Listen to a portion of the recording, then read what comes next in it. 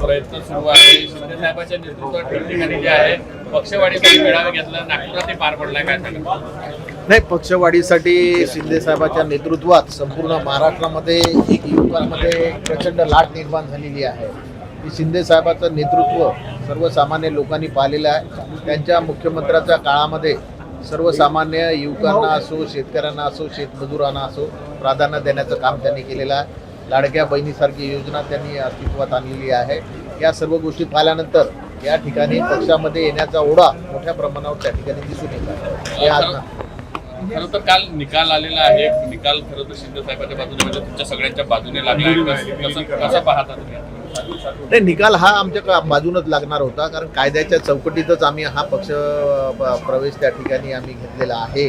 आम्ही 6 खासदार एकत्ररित्या बसलो, सर्व कायद्याच्या चौकटीमध्ये हा निर्णय आम्ही घेतलेला आहे. त्याच्यामुळं हा निर्णय आम्हाला अपेक्षितच होता. हा निर्णय तर तुमच्या बाजूने आला. आता पुढे आणखी काही येणार आहेत का नवीन? नाही, आता पुढचं तर मी काही सांगू शकणार नाही, कारण मी काय त्या बाकीच्या याच्यात नाही. आम्ही जी मंडळी आलेला आहोत ते विकासात्मक कामाच्या दृष्टिकोनातून आणि आमच्या मतदारसंघामध्ये जे काही विकासात्मक कामं रखडलेली होती पूर्णत्वास करण्यासाठी, कारण लोकांनी आम्हाला ज्या अपेक्षेनं निवडून दिलं होतं, लोकांच्या अपेक्षा सुद्धा होत्या की आपल्या भागाचा विकास झाला पाहिजे. रेल्वेचे प्रकल्प आहे, मोठे प्रकल्प आहे, ह्या सर्व गोष्टी आहेत. त्याच्यामुळं आम्ही सामूहिकरित्या या 6 खासदारांनी निर्णय घेतला आणि त्यांनी शिंदे साहेबांनी सुद्धा त्यांच्या नेतृत्वात आम्हाला घेण्याची त्यांनी इच्छा प्रदर्शित केली. काही आमदारही संपर्कामध्ये आहे, अशा प्रकारच्या चर्चा ज्या आहेत त्या सुरू आहेत सतत. तुमच्या काही संपर्कात आहे काय? नाही, माझ्या काही संपर्कात नाही.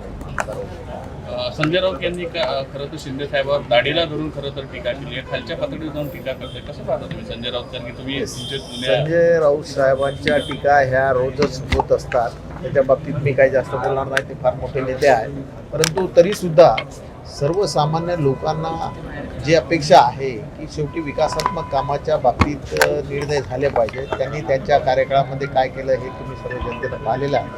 म्हणून निश्चितपणे या ठिकाणी जो झंझावात माननीय उपमुख्यमंत्री एकनाथराव शिंदेचा आहे, हे आज तर जे काही मंडळी आलेली आहे, तुम्ही आता पहा, रोजचे लोक प्रवेशासाठी आता मलाच आमच्या यवतमाळ जिल्ह्यातल्या 3 नगराध्यक्ष आणि त्यांची सर्व सहकारी म्हणजे सर्व नगरसेवक पक्षामध्ये प्रवेश घेण्यासाठी आम्हाला वेळ द्या अशा प्रकारच्या भूमिका लोक घेत आहेत. त्याच्यावरूनच आपण पाहतो की संपूर्ण महाराष्ट्रामध्ये शिंदे साहेबांच्या कामामुळं लोक खुश आहेत. आणि शेवटी या देशाचे पंतप्रधान नरेंद्र मोदी साहेब आहे, आपले देशाचे गृहमंत्री अमित शहाजी आहे, आपल्या राज्याचे मुख्यमंत्री देवेंद्र फडणवीस साहेब आहेत, उपमुख्यमंत्री एकनाथराव शिंदे साहेब आहेत, आपल्या सुमित्राताई आहेत उपमुख्यमंत्री. यांनी सर्वांनी विकासात्मक कामाचं ध्येय धोरण घेतल्यामुळं मोठ्या संख्येनं आता विरोधी पक्ष राहते की नाही राहत असं परिस्थिती या महाराष्ट्रामध्ये.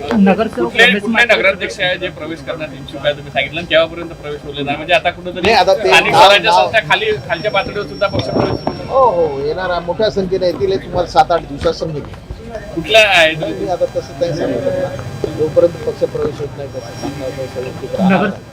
मोठ्या संख्येनं त्या ठिकाणी नगराध्यक्ष आणि सर्व नगरसेवक प्रवेश करणार.